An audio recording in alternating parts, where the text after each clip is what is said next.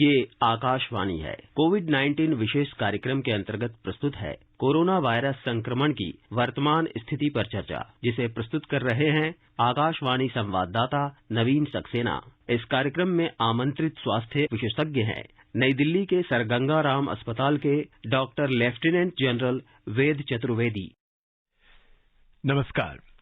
Corona जागरूकता श्रृंखला के आज के इस कार्यक्रम में आप सबका बहुत बहुत स्वागत है।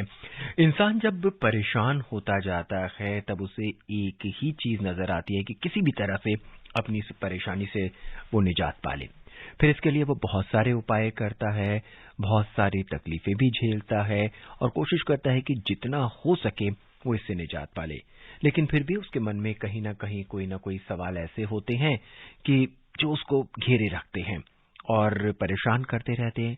परेशान इसलिए करते हैं क्योंकि उसके पास उसके जवाब नहीं होते हैं और ना ही उसके पास कोई और जरिया होता है उनको खोजने का। लेकिन आपके तमाम सवालों का जवाब हमारे पास हैं जो संबंधित होते हैं कोरोना से। लगभग 2 साल से भी ज्यादा का समय है हम लगातार आपके साथ कार्यक्रम कर रहे हैं, आपकी जिज्ञासाओं को शांत कर रहे हैं। भले ही कोरोना के कितने ही वेरिएंट आए, लेकिन हम हमेशा आपके साथ हैं। आज हमारे साथ हैं doctor lieutenant general Ved Chaturvedi. Ved Chaturvedi ji, स्वागत है आपका। धन्यवाद। जय हिंद। जय हिंद। डॉक्टर साहब, कोरोना का नया वेरिएंट अब हमें सता रहा है। सता इसलिए नहीं रहा कि इसके मामले भारत में बढ़ रहे हैं, सता इसलिए रहा है, एक डर सा पैदा हो रहा है कि विदेशों में, विशेषकर अगर हम यूरोप की बात करें तो वहां पे लगातार ये बढ़ता जा रहा है और बहुत तेजी से लोगों को संक्रमित कर रहा है। जहां तक अगर डेटा की बात की जाए, स्टडी की बात की जाए और जो खबरें आ रही हैं उसके हिसाब से ये लोगों को इस कदर संक्रमित नहीं कर रहा है कि लोगों को अस्पताल जाना पड़े, लेकिन एक भय का वातावरण अभी भी बना हुआ है। ऐसे में कौन कौन सी खास सावधानियां हैं जो हमने कोरोना में बरती हैं, उन्हें बरतना चाहिए, या इसके अलावा और हमें कौन सी खास सावधानियां बरतनी चाहिए कि आने वाले वक्त में हम अपने आप को, अपने समाज को, अपने परिवार को इस ओमिक्रॉन से दूर रख सकें? पहले तो देखिए नवीन जी, ज्ञान सबसे बड़ी चीज है। आपको ज्ञान है तो आप डरेंगे नहीं जी। जैसे कोई कहे कि भाई वहां भूत रहता है, आपको मालूम है कि सब ऐसा नहीं है। तो ज्ञान बहुत बड़ी चीज है। तो ज्ञान इसका लेना चाहिए कि जब भी वायरस बहुत दिनों तक सोसाइटी में रहेगा तो उसके रूप बदलेंगे ही। ये कोई नई चीज नहीं है कि सिर्फ कोरोना के साथ हो रहा है। ये और भी जैसे आपके बैक्टीरियाज हैं, वायरसेस हैं, वो चेंज होते रहते हैं। और उसके लिए हमारे पास हम देखते रहते हैं, जैसे जब हम न्यूमोकोकल वैक्सीन देते हैं तो हर बार उसका स्ट्रेन चेंज हो जाता है जी। तो कहते हैं भाई अब ये इसका ये स्ट्रेन, इस समय ये वाला स्ट्रेन ये काफी है, इसलिए हम इस तरह की वैक्सीन बना रहे हैं न्यूमोकोकल। ये सब डॉक्टर्स को मालूम है। अभी लकीली इस बार अच्छा ये हुआ कि मीडिया ने बहुत ज्यादा प्रचार प्रसार किया, तो उसके कारण जनता को नॉलेज बहुत है कि हाँ ये वेरिएंट्स हैं, जो ये सब हम लोगों ने नॉमेनक्लेचर सुने कि जनता ने पहले सिर्फ साइंटिस्ट ही लोग जानते थे कि भाई वेरिएंट्स क्या होते हैं जी। तो बस यही समझ लीजिए कि बदलते जाएंगे रूप। जब जब नया कैजुअली बदलेगा तो क्या होता है, बहुत दिनों तक जब पैंडेमिक चलता है तो उसके रूप बदलते रहते हैं। नाउ ये रूप जो बदलते हैं वो 2 प्रकार से बदल सकते हैं। ये जहां तक साइंटिस्ट हम लोग सोचते हैं कि शायद ऐसा हो तो बहुत अच्छा कि जो नए वेरिएंट्स अभी आएंगे वो धीरे धीरे शायद माइल्ड होते जाएं। क्यों कि ये एंडेमिसिटी की तरफ बढ़ रहा है। तो जैसे जो नया वायरस है वो कैसे डिटेक्ट हुआ, जो नया वेरिएंट, कि अफ्रीका में उन्होंने देखा या इंग्लैंड में देखा कि बहुत, साउथ अफ्रीका में, कि एक पर्टिकुलर जगह बहुत ज्यादा रैपिड से केसेस हो रहे हैं। माने एक दिन 10 थे तो दूसरे दिन 50 हो गए, दूसरे दिन 500 हो गए। तो उनका ये जरूर वायरस नया लगता है और कोई पेशेंट सीरियस भी नहीं हो रहा, जैसे जुकाम खांसी है। तो उन्होंने जब टेस्ट किया तो उन्होंने कहा भाई ये वायरस का जो प्रोटीन है वो डिफरेंट है, 32 जगह डिफरेंट है। तो उन्होंने कहा भाई ये तो नया वेरिएंट है। तो जब भी नया वेरिएंट होता है तो उसका शोर काफी मचता है। तो उसका काफी शोर मचा कि भाई नया वेरिएंट है। बट जैसे आपने बताया कि शायद अभी खैर डाटा इतना पूरा नहीं है आज भी, बट एज ऑन टुडे जो हमारे पास डाटा अवेलेबल एक चीज का है कि इसकी इन्फेक्टिविटी रेट ज्यादा है। क्या ये सीरियस है इसको लेके अभी डाटा इकट्ठा होना बाकी है। जो हमारे पास फिलहाल डाटा है उससे पता चलता है कि नहीं, सीरियसनेस इतनी नहीं है, माना पेशेंट सीरियस नहीं होंगे, संख्या में ज्यादा होंगे, तो वो भी एक चिंता का विषय है। जो प्रिकॉशंस रखने की बात है, पूछा जाए तो कोई भी वेरिएंट आए, प्रिकॉशंस हमको वही रखना है।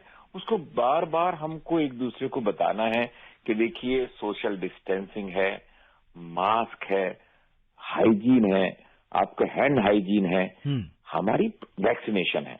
तो इसमें सबसे इम्पोर्टेंट टूल जो हमारे पास है, जो उपलब्ध है हमारे पास, वो हमारा मास्क है जी। यदि हम मास्क लगाने की आदत किसी तरह डाल ली जाए तो हम बहुत चीजों से बच सकते हैं। और मैं आपको एक एग्जांपल देता हूँ। एक जमाने में लोग पैदल चलते थे, मतलब चप्पल या जूते नहीं पहनते थे जी। तो उस जमाने में इंडिया में बहुत ज्यादा एनीमिया होता था, वर्म्स जो घुस जाते थे और लोगों को एनीमिया, उसको हुकवर्म बोलते थे जी। तो बाद में रिसर्च हुई कि यार पैर से घुस जाते हैं, तो लोगों ने चप्पल पहनना शुरू किया। तो कई आदिवासी आज भी नहीं पहनते।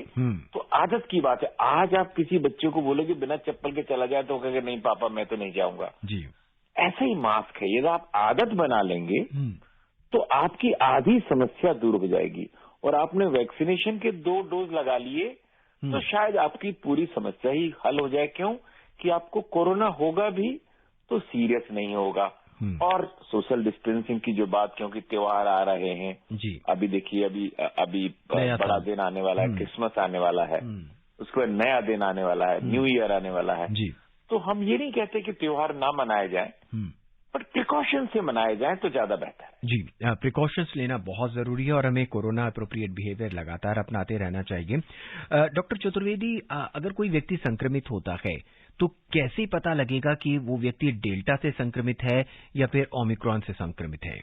देखिए, पूछा जाए तो एक बहुत जिसे कहना चाहिए कि जिसे कहना जीनोम सीक्वेंसिंग जिसे बोलते हैं, तो जीनोम सीक्वेंसिंग हर आदमी की नहीं की जाती, बिकॉज ये लेबर इंटेंसिफाइंग जॉब है। आफ्टर ऑल पहले हम किसी चीज की डायग्नोस कैसे करते हैं? एक तो जब एक जमाने में जब टेस्ट नहीं थे, स्पेनिश फ्लू ले लीजिए, स्पेनिश फ्लू जब 100 साल पहले हुआ था तो कोई लैब नहीं थी। इवन जब हमारे पास कोरोना शुरू हुआ था तो एक ही लैब थी मात्र पूना में वायरस के लिए। क्यों? वायरस की डायग्नोसिस को बहुत बड़ी चीज माना जाता था कि यार वायरस की डायग्नोसिस के लिए एक ही लैब है पूना में। अब तो देखिए गवर्नमेंट ऑफ इंडिया के प्रयासों से कितनी सारी लैब खुल गई, जो कि एक हम लोगों के लिए भी आश्चर्यजनक बात है। तो डायग्नोसिस एक तो क्लिनिकल होती है कि आपने बोल दिया कि भाई एक पेशेंट है जिसको ये सिम्टम्स हैं, जो हम सबको मालूम कि भाई ये कोरोना के सिम्टम्स हैं, वो तो सभी कोरोना में हो रहे हैं। तो ये कहा जाता है कि जब वेरिएंट्स होते हैं तो सिम्टम्स भी चेंज हो जाते हैं। जैसे डेल्टा वायरस में जो है, चूंकि लंग्स ज्यादा इन्वॉल्व होता है और बहुत ज्यादा मॉर्टिलिटी है, सीरियस हो जाता है, ऑक्सीजन रिक्वायरमेंट ज्यादा बढ़ जाती है, ऑक्सीजन लेवल ड्रॉप हो जाता है, तो ये पाया गया कि भाई ये सीरियस है। जो एज ऑन टुडे अभी पाया गया है कि जो नया वेरिएंट्स है ये खांसी जुकाम की तरह होता है। हाँ, यदि आपको सही में पता लगाना है कि क्या है ये, तो आप जैसे कोरोना का टेस्ट करते हैं तो आप कोरोना का टेस्ट कीजिए, यदि पॉजिटिव पाया जाए तो उसी वायरस को आपने एक जीनोम टेस्टिंग करनी है और ये पता लगाना है कि भाई कितना इसका जो डिफरेंट प्रोटीन्स हैं। जैसे अब मैं साइंस तो नहीं पढ़ाना चाहता, बट रफली ये समझ लीजिए कि एक पर्टिकुलर स्ट्रक्चर है, एक प्रोटीन है, उसकी कवरिंग है, जैसे एक फुटबॉल है, तो फुटबॉल की तरह है और उसमें प्रोटीन चारों तरफ लगे हुए हैं जिसको हम लोग स्पाइक्स प्रोटीन बोलते हैं जी। तो वो स्पाइक्स प्रोटीन इसके अलग हैं और डेल्टा के अलग हैं और अल्फा के अलग हैं। उसी तरह से इसका क्लासिफिकेशन किया गया, जैसे सांपों को क्लासिफाई करते हैं हम कि भाई ये सांप आपका कोबरा है, ये क्रेट है, तो ये डिफरेंट सांपों के प्रकार है। ऐसे ही ये डिफरेंट वेरिएंट्स हैं वायरसेस के और इनके चरित्र भी अलग अलग होंगे जी। डॉक्टर वेद, क्या मरीज को ये जानने की जरूरत आन पड़ती है या उसके लिए जानना जरूरी है कि वो डेल्टा से अफेक्टेड है या ओमिक्रॉन से अफेक्टेड है? बिल्कुल नहीं। देखिए, ये काम साइंस का है और साइंटिस्ट को ये पता लगाना जरूरी है कि इस एरिया में क्या हो रहा है। तो कम से कम ये पता चल जाएगा। आज यूके में हम सुनते हैं कि 90,000 केसेस हुए जैसे जी। एवरेज वहाँ 70,000 से ज्यादा केस हो रहे हैं। सबसे ज्यादा केसेस आपको मालूम है कि आज यूके में है, फ्रांस में है, अमेरिका में है, रशिया में है, जर्मनी में है। तो एक साइंटिस्ट जब पता लगा लेते हैं कि यार ये जो वेव आई हुई है, जिसको सो कॉल्ड थर्ड वेव बोलेंगे हम, तो इस वे जो वायरस है वो ये डेल्टा वायरस है जो खतरनाक है। अब वो कहेंगे नहीं डेल्टा नहीं है, अब तो ये ओमाइक्रॉन है जी, तो इतना खतरनाक नहीं। तो साइंटिस्ट एक बिहेवियर, एक पैटर्न बना देते हैं, वो बता देते हैं जनता को, बट एक पर्टिकुलर पेशेंट को जानना जरूरी नहीं है, क्योंकि उसका ट्रीटमेंट दोनों का एक ही है जी। मैंने जो प्रिवेंशन भी एक ही है, जैसे हमने बताया, चाहे आप मास्क लगाइए, चाहे सोशल डिस्टेंसिंग कीजिए, और प्रिकॉशंस भी उतने ही हैं। और ये भी डॉक्टरों के लिए भी और पेशेंट के लिए भी ये है कि आप ये सोच के रखिए कि आपको कोरोना हो गया जी। तो आपको वो जो प्रिकॉशंस गवर्नमेंट ऑफ इंडिया ने कहा है कि आपको क्वारंटीन में रहना पड़ेगा ताकि दूसरे को ना हो जाए, तो अभी भी डाटा इतना उपलब्ध नहीं कि हम ये कह सकें कि बिल्कुल ही सेफ है ये। जी डॉक्टर साहब, ईमेल से हमारे एक श्रोता हैं नरेश, वो पूछ रहे हैं कि ओमिक्रॉन से हम ग्रसित हों इससे पहले क्या सावधानियां बरती जाएं ताकि हम उससे पीड़ित ही ना हो पाएं। यही सबसे महत्वपूर्ण क्वेश्चन है जो हम लोग डिस्कस कर रहे हैं जी। जो 2 साल में हमने सीखा है, देखिए सीख तो हमने सब लिया, हम जानते हैं, हम सब ने सीख लिया है जी, बट हमें थोड़ी परेशानी होती है जिससे हमें सीखना है। जो मैं आज एग्जांपल दे रहा था कि जब आप आदत बना लेंगे तो उसमें देखिए सोशल डिस्टेंसिंग की आदत की कोई प्रॉब्लम नहीं है जी, हैंड हाइजीन में भी कोई प्रॉब्लम नहीं है, टॉकिंग बिहेवियर में भी कोई प्रॉब्लम नहीं है, हमारी प्रॉब्लम ज्ञान में भी कोई, आज ज्ञान भी है लोगों को जी। हमारी प्रॉब्लम मास्क लगाने की, जो हमारे पास सबसे बड़ा हथियार है, और दूसरा सबसे बड़ा हथियार वैक्सीन का है। तो ये जो चीजें हैं हम अपनाना चाहें, साइंटिफिकली प्रूवन है। ऐसा नहीं कि कोई किसी गवर्नमेंट का ऑर्डर है कि भाई आप मास्क पहन के रहिए। साइंस ने प्रूव किया है कि जब आप मास्क लगाएंगे तो बहुत सुरक्षा हो सकती है सोसाइटी की भी और आपकी भी। जी। हमारे अगले श्रोता हैं रंजना हैं दिल्ली से, वो जानना चाहती हैं कि ओमिक्रॉन और कोरोना के बीच हम कैसे अंतर कर पाएंगे, कि मुझे वही डॉक्टर साहब जो हमने डिस्कस कर रहे थे ये एक बार फिर जानना चाहते हैं कि बेसिकली देखिए होता क्या है कि एक बार मैंने न्यूज सुनना भूल गया, तो मैं सुन रहा था किसी ने बोला ये हो गया भाई ओमाइक्रॉन। हाँ। तो मैं सोचा कि भाई ये क्या चीज है जी। फिर देन आई वेंट इनटू, मैं उसके डेप्थ में गया। हाँ। तो देखिए जो श्रोता पूछ रहे हैं मैं उनको ये बताना चाहता हूँ कि ये जो न्यू वेरिएंट है वो भी कोरोना है जी। को पहले तो सबसे पहले यदि आपको ज्ञान मिल जाएगा तो ज्यादा अच्छा है कि कोरोना को कोरोना क्यों बोला गया। भाई ये तो वायरस है। हाँ जी। तो वायरस को ए भी बोल सकते थे, बी भी बोल सकते थे, तो कोरोना इसलिए बोला गया कि जो इसका स्पाइक प्रोटीन है वो एक मुकुट की तरह है। मुकुट को बोला गया कोरोनेशन। मुकुट जब राजाओं को लगता है उसको बोलते हैं कोरोनेशन। तो कोरोना वर्ड वहां से आया। किसी ने वैज्ञानिक ने उस वायरस का नाम कोरोना दे दिया जी। तो जैसे आप किसी काले कुत्ते को बोलते हैं ना कालू, तो किसी ने नाम दे दिया कोरोना। तो कोरोना के ही ये सब टाइप्स हैं। एक उसी प्रोटीन में से समझ लीजिए एक 32 जो अभी फिलहाल कुछ जो स्पाइक्स प्रोटीन हैं उनमें कुछ चेंजेस पाए गए हैं और भी वेरिएंट्स आएंगे। ऐसा नहीं कि ये यहीं खत्म हो जाएगा। तो पहले alpha, beta, gamma, delta, Omicron, तो ये सब आते रहेंगे। तो ये है कोरोना ही वायरसेस। इनके 2 चीजों में अंतर रहेगा, एक इन्फेक्टिविटी में और एक सीरियसनेस में कि क्या ये भाई ये कोबरा है क्या जी, कि बिल्कुल साधारण सांप है। तो इनकी इन्फेक्टिविटी में और सीरियसनेस में ये दोनों में अंतर रहेगा। जी। आज हम कोशिश करेंगे डॉक्टर साहब की ज्यादा से ज्यादा जो सवाल हैं वो ईमेल के जरिए लें। हमारे अगले श्रोता हैं वीपी सिंह बदरपुर फरीदाबाद से। वो जानना चाहते हैं कि जब कोरोना के वेरिएंट्स लगातार आ रहे हैं तो ऐसे में क्या थर्ड वेव की आने की भी आशंका है, और अगर आएगी तो कब तक आएगी? देखिए एक बात तो जरूर है कि जैसे जैसे वायरस पुराना होता जाता है तो म्यूटेशंस होते जाते हैं और नए नए वेरिएंट्स आ सकते हैं जी। अब ये है कि थर्ड वेव क्या पैदा जब यूरोप में हो रहा है तो उसकी पूरी आशा हमारे यहाँ भी है। अब ये कई मॉडल्स पे निर्भर करता है, कई वैज्ञानिक बोलते हैं, कई तरह के प्रेडिक्शंस हैं, पहले बोला गया था अक्टूबर नवंबर में होंगे, बट जहां तक नए प्रोडिक्शंस के हिसाब से चूंकि यूरोप में इतना हो रहा है, तो देखिए बस पूरी पृथ्वी एक ही है ना। पृथ्वी तो ये तो आर्टिफिशियल बाउंड्रीज आदमी ने बनाई है कि ये इंग्लैंड है, ये अमेरिका है, इंडिया, पृथ्वी तो एक ही है जी। तो यदि वहां इतने केसेस हो रहे हैं तो हमारे यहाँ भी होने की बहुत बड़ी संभावना है। ऐसा कहा जाता है कि ये होने की संभावना है अगले कुछ महीनों में, वो जनवरी भी हो सकती है, फरवरी भी हो सकती है। उसके प्रेडिक्शंस कितने सही होंगे ये तो भविष्य बताएगा। जी डॉक्टर, इस वेरिएंट में भी अगर थर्ड वेव आती है तो ऐसे में भी क्या कुछ लोग एसिम्टोमेटिक होंगे और कुछ लोग सिम्टोमेटिक होंगे? जी हाँ, वो तो कोई भी बीमारी हो, यही नहीं, इवन मैं कहता हूँ आपको कोई भी बैक्टीरिया हो, चाहे HIV हो, कोई भी वायरस का ये डिपेंड करता है कि बॉडी का जो इम्यून सिस्टम है, आफ्टर ऑल जितने डॉक्टर बाहर घूम रहे हैं, आपके अंदर भी डॉक्टर मौजूद है जिसको इम्यून सिस्टम बोलते हैं। तो जब वायरस जाता है अंदर जी, तो वो अंदर के डॉक्टर आपको ठीक कर देते हैं, तो आपको पता भी नहीं चलता कि आपको हो गया है। उसको एसिम्प्टोमेटिक बोलते हैं। जी। जब हमारा इम्यून सिस्टम हार जाता है उस बैक्टीरिया से, या बैक्टीरिया इतना या वायरस इतना पावरफुल होता है कि हमारे उस इम्यून सिस्टम को हरा देता है, तो हमको सिम्टम्स डेवलप होते हैं और हम कितना लड़ पाते हैं उससे, उस पर डिपेंड करता है कि हम सीरियस होंगे। कौन जीतेगा, हमारा शरीर का इम्यून सिस्टम या वायरस जीतेगा? तो इस तरह ये डिपेंड करता है। ये इसी वायरस के लिए नहीं है, ये सच दूसरी चीज के लिए भी सच है। जी डॉक्टर साहब, हमारा अगला सवाल गुड़गांव से विजय जी ने पूछा है। वो जानना चाहते हैं कि कोविड वैक्सीनेशन के बूस्टर डोज से क्या ओमिक्रॉन से बचाव हो सकता है क्या?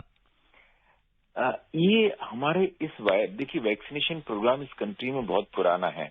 आपने देखा होगा छोटे छोटे बच्चों को माताएं ले जाती हैं, क्या हो रहा है भाई, पोलियो का एक डोज, दूसरा डोज, फिर बूस्टर। ये over a period of time ये बनाया गया कि हम किस तरह से सीखे हैं लड़ना। तो हमने पहले सोचा कि नहीं, पहले सोचते थे हम यार एक डोज पोलियो से काम चल जाएगा, फिर बाद में बोला नहीं 2 डोज, फिर बोला नहीं बूस्टर। ऐसे ही ये बीमारियां हैं। हम धीरे धीरे सीख रहे हैं शायद कि यदि थर्ड डोज, ये इस तरह सीखने को मिलता है कि देखिए किसी आदमी को कोरोना हुआ और उस कोरोना के बाद वो ठीक हो गया, पर उसने 2 डोज वैक्सीन के भी ले लिए, तो उसको ज्यादा एंटीबॉडीज बनी। तो ये पता लगाया गया कि यार यदि थर्ड डोज ट्राई किया जाए तो ज्यादा एंटीबॉडीज। तो शायद ये आए बूस्टर डोज, ये वैज्ञानिक डाटास पे निर्भर करेगा कि यदि बूस्टर डोज लगाया जाए, तो ये तो बात कॉमन सेंस है कि यदि बूस्टर डोज लगाया जाए तो वैक्सीन के जो एंटीबॉडीज हैं वो बनेंगी। बट इसको साइंटिफिकली प्रूव करना पड़ता है जी कि हाँ ये बूस्टर डोज कॉस्ट इफेक्टिव है कि नहीं और जरूरत है कि नहीं। शायद जहां तक मेरी नॉलेज है कि थर्ड डोज बूस्टर का इंग्लैंड में शायद वो लोग लगा रहे हैं, इंक्लूडिंग प्रेग्नेंट वुमेन को, क्योंकि वहाँ इतना हो रहा है तो गवर्नमेंट ने शायद ऐसा डिसीजन लिया है। हो सकता है भविष्य में हम लोग भी ऐसा कुछ निर्णय लें। जी डॉक्टर वेद, कोरोना का नया वेरिएंट से इस समय दुनिया परेशान है, तो इस बीच हम ये जानना चाहेंगे कि एक व्यक्ति की मौत भी हुई थी ब्रिटेन के अंदर, तो इसमें उन खास व्यक्तियों को कितनी सावधानियां बरतनी चाहिए जो कि कोमॉर्बिडिड हैं, या ये जो वेरिएंट अफेक्ट करेगा ये कोमॉर्बिड लोगों को ज्यादा कर पाएगा क्या? जी हाँ, देखिए कोई भी बीमारी, ये कोरोना ही नहीं, यदि मेरे को डायबिटीज है, मेरे को ब्लड प्रेशर है, मेरे को हार्ट की बीमारी है, मेरे को ऑलरेडी मैं बीमार हूँ जी, तो जो दूसरी बीमारी जब भी आएगी वो ज्यादा सीरियस होगी। इन्हीं बीमारियों को कोमॉर्बिडिटीज नाम दिया गया है जी। तो जब आपको कोरोना अटैक करेगा तो आपको ज्यादा सीरियस होने की संभावना है, आपको ज्यादा प्रिकॉशन लेना है। जो आपने पेशेंट की बात किया, जो ब्रिटेन के प्रधानमंत्री ने बोला था कि भाई तो ये हो सकता है कि उसको कुछ और भी रहा हो, क्योंकि ज्यादातर पेशेंट तो किसी की ऐसा नहीं हुआ कि आज यूके में कोई डेथ रेट बढ़ गई हो कोरोना से। कोरोना के नंबर ऑफ केसेस जरूर बढ़े हैं, तो इसका मतलब है कि उस पेशेंट को कुछ और भी चीज हो सकती है। तो एक पेशेंट, सिंगल पेशेंट से हम साइंस के फैक्ट्स को नहीं जान पाएंगे जब तक कि और सारे डाटा ना आए हमारे पास। एज ऑन टुडे हमें ये मालूम है कि जो ये नया वेरिएंट है इसकी इन्फेक्टिविटी रेट बहुत ज्यादा है। मेरी ख्याल से ये तो मुझे सही तरह मालूम है 3.5 गुना ज्यादा है जी। तो मेरा मतलब है कि एक केस हुआ, नॉर्मल जो डेल्टा था उससे एक हुआ, तो ये 3.5 गुना ज्यादा इन्फेक्टिव, ज्यादा करीब चार लोगों को इफेक्ट कर सकते हैं। जी हाँ, ज्यादा इफेक्ट करेगा। जी। डॉक्टर साहब, हमारे अगले श्रोता जो हैं वो बुराड़ी से हैं, वो जानना चाहते हैं कि ओमिक्रॉन के केसेस लगातार बढ़ रहे हैं, क्या इसका बच्चों पर ज्यादा असर होने की संभावना है? हाँ, बच्चों को तो होगा तो जरूर ये वाला, क्योंकि बच्चे वैक्सीनेटेड नहीं हैं। बच्चों की सोशल डिस्टेंसिंग रखना बहुत मुश्किल है, बच्चों को मास्क लगाना बहुत मुश्किल है, तो होगा तो जरूर। बट बच्चों के लकीली क्या है कि बच्चों को जो रिसेप्टर्स हैं, एस रिसेप्टर्स जो लंग्स में हैं, जिसके थ्रू एंटर करता है ये, वो बच्चों में डेवलप इतने नहीं होते, इसलिए बच्चों में सीरियसनेस नहीं होती। तो बच्चों में तो होगा ही, क्यों नहीं होगा। आज भी इनफैक्ट आप पूछा जाए तो जो सर्वे किया गया था तो बच्चों में बहुत एंटीबॉडीज पाई गई थी। आपने देखा था जो सीरो सर्वे किया गया था, इसका मतलब कि बच्चों को भी होता है, उनको एसिम्प्टोमेटिक रहते हैं या छोटी मोटी शिकायत होती है, वो ज्यादा सीरियस नहीं होते। जी। डॉक्टर साहब, हम कोरोना जब शुरुआत हुई थी, फिर धीरे धीरे मामले बढ़ते चले गए, वैक्सीनेशन भी हुआ, देन वैज्ञानिक समुदाय में, साइंटिफिक कम्युनिटी में हर्ड इम्यूनिटी की बात हुई थी। वो हर्ड इम्यूनिटी की बात हुई थी कोरोना को और डेल्टा को लेकर। अब जब ओमिक्रॉन आ चुका है, तब क्या हर्ड इम्यूनिटी वाली बात कहाँ तक सार्थक है? हाँ, ये बहुत ही डिफिकल्ट आपने क्वेश्चन पूछा जी। कि क्या क्रॉस इम्यूनिटी है क्या, कि एक पर्टिकुलर वायरस से दूसरा, जैसे आप कहें कि भाई हमारी ऑलरेडी 50% जो हमारी जनता है उनको कोरोना किसी न किसी रूप में हो चुका है, तो उनको ऑलरेडी इम्यूनिटी है, तो क्या ये न्यू वेरिएंट्स के लिए इम्यूनिटी प्रदान करेगा? जहां तक पूछा जाए तो कुछ ना कुछ इम्यूनिटी तो जरूर प्रदान करेगा। ऐसा नहीं हो सकता कि स्पाइक्स प्रोटीन बहुत ज्यादा बदल जाए। जब तक कि बिल्कुल ही ना बदल जाए तो एक वेरिएंट दूसरे, जैसे कहा, ये पूछा जाता है कि जो हमने वैक्सीन ली है वो न्यू वेरिएंट्स के लिए भी प्रोटेक्शन देगी। एज ऑन टुडे हाँ, देगी जरूर। कितनी मात्रा में देगी एक रियल लाइफ में कहना मुश्किल है। कई वैज्ञानिक प्रयोग किए गए कि न्यूट्रलाइजिंग एंटीबॉडी कितनी, जो मतलब ये जो नए हैं वो जो एंटीबॉडीज हैं वो वायरस को कितना न्यूट्रलाइज करती हैं। तो ये सब प्रयोग जारी है। एज ऑन टुडे विज्ञान ये कहता है कि जो वैक्सीन है वो इस न्यू वेरिएंट्स के लिए भी काम करेगी, और जो आपको ऑलरेडी हर्ड इम्यूनिटी है वो भी इसके लिए काम करेगी। वो भी एक नेचुरल वैक्सीनेशन तो है आपके पास। जी। डॉक्टर साहब, कोरोना का नया वेरिएंट जो है ओमिक्रॉन हम मान रहे हैं, इस बीच एक स्टडी भी आई है, सुपर वेरिएंट का खतरा सामने आ रहा है। कहा जा रहा है कि अगर डेल्टा और ओमिक्रॉन आपस में मिल जाते हैं तो एक और वेरिएंट जो है कोरोना का जन्म ले सकता है। कहाँ तक मतलब इस स्टडी में दम है? मेरे ख्याल से ये ज्यादा थ्योरेटिकल सवाल हैं, जो कि ऐसा हो सकता है, ऐसा नहीं कि नहीं हो सकता, बट उसके कोई जब तक कि बहुत लार्ज डाटा ना आ जाए, क्योंकि इसकी थ्योरेटिकल पॉसिबिलिटी है सब चीजों की जी, बट एज ऑन टुडे हमारे पास कोई बहुत बड़ा डाटा नहीं है इसको कहने के लिए, जो कि हम जनता को बता सकें। जी। गाजियाबाद से योगेश हैं, वो जानना चाहते हैं कि जिस तेजी से ओमिक्रॉन के केसेस बढ़ रहे हैं, क्या देश में फिर से लॉकडाउन की स्थिति आ सकती है? उसकी संभावना बहुत कम है। उसका एक बहुत बड़ा कारण है जी कि जैसा हम कोई दुनिया से अलग नहीं है, हम यूके यूएस सब जगह देख रहे हैं जी कि वहाँ केसेस हो रहे हैं, बट इतना सीरियस इशू नहीं है एज ऑन टुडे। कल के दिन यदि डेथ रेट बहुत बढ़ने लगे तो बात दूसरी है, या ऑक्सीजन लेवल घटने लगे तो आज भी हमारे कई दोस्त हैं यूके में, यूएस में, हम लोग उनसे बात करते रहते हैं, वो हॉस्पिटल में डॉक्टर्स हैं जी, वो कहते नहीं ये सोसाइटी में तो हैं केसेस, बट हॉस्पिटलाइजेशन की स्टेट बहुत ज्यादा बड़ी नहीं है, तो इसका मतलब है कि लॉकडाउन की स्थिति आने की संभावना कम है। बट देखिए ये पॉलिसीज तो गवर्नमेंट बनाती है, डिपेंड्स कि उस समय क्या होता है। समझ लीजिए बहुत सीरियस पेशेंट्स आने लगे तो फिर गवर्नमेंट को सख्त कदम उठाने पड़ते हैं। पहले गवर्नमेंट सिर्फ शिक्षा देती है, ज्ञान देती है, और यदि उसको लगे कि नहीं ज्ञान और शिक्षा काम नहीं आ रही है और बहुत ज्यादा खतरा है, तो फिर सख्त कदम भी उठाने पड़ते हैं। जी डॉक्टर साहब, हिंदुस्तान में लगातार हमारे जो श्रोता हैं और बहुत सारे लोग हैं वो तीसरी वेव, थर्ड वेव की बात लगातार करते रहते हैं और कहते रहते हैं कि तीसरी वेव कब आएगी। लेकिन जहां तक देखा गया है कि इस नए वेरिएंट को लेकर दहशत तो है, लेकिन लोग उतनी ही लापरवाही बरत रहे हैं। तो क्या ये जो सामाजिक लोग हैं, जो समाज में जो हम लोग रह रहे हैं, क्या हम इसके लिए उतने जिम्मेदार नहीं होंगे अगर तीसरी लहर आती है तो? नवीन जी, उसका बहुत बड़ा कारण ये है कि जब पैंडेमिक बहुत लंबा चला जाता है, 2 साल हो गए हैं देखिए, तो एक फटीग सेट इन हो जाती है। ये सिर्फ हमारे देश में नहीं है, वर्ल्ड ओवर ये फटीग सेट इन है। जी आप देख लीजिए, कोई भी फोटो उठा के, चाहे यूके में, यूएस में, सब जगह पे, इवन मैं देख रहा था, इवन अमेरिकन आर्मी में जो रिक्रूट्स हैं, उन्होंने तक रिफ्यूज किया कि नहीं, हम वैक्सीन नहीं लेंगे। उनको सैक किया गया, आज मैं पढ़ रहा था। तो इसका मतलब है कि एक ह्यूमन बिहेवियर ऐसा होता है, वो थक जाता है इससे। बट हमें थकना नहीं है। यदि हमें सही में जीतना है तो हमें जो हमने सीखा है उसको कंसोलिडेट करना है। इनफैक्ट हमने इतना अच्छा जो सीखा है उसको हमें कंसोलिडेट करना है, दूसरे को बताना है, और कतई ये नहीं सोचना है कि यार कुछ नहीं होगा। इनफैक्ट जो भी लड़ाइयों में भी वो जीतता है। मैं आपको बताता हूँ कि जितनी भी लड़ाइयां देखिए, वो जीतता है जिसकी तैयारी अच्छी है। जी। तो लड़ाई तो नहीं हो रही है अभी, कोई कोरोना नहीं आ रहा है अभी, बट यदि